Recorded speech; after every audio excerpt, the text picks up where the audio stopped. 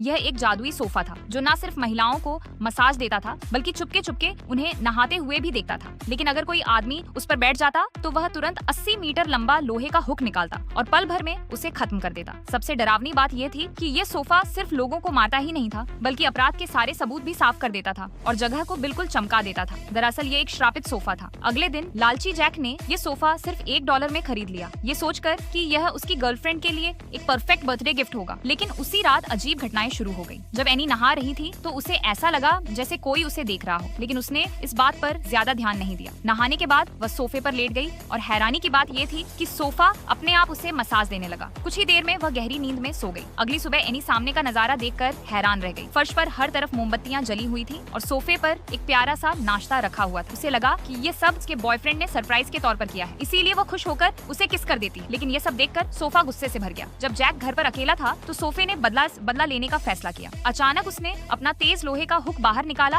और अगले ही पल जैक के शरीर के नाजुक हिस्से पर हमला कर दिया। जैक खिड़की से भागने की कोशिश करता है, लेकिन सोफा पहले से ही नीचे उसका इंतजार कर रहा था। मजबूर होकर वह बाहर निकलने का दूसरा रास्ता ढूंढने लगा, लेकिन सोफा उसे छोड़ने के मूड में नहीं था। आखिरकार सोफा जैक को घसीटते हुए बालकनी तक ले गया और ऊंची इमारत से नीचे फेंक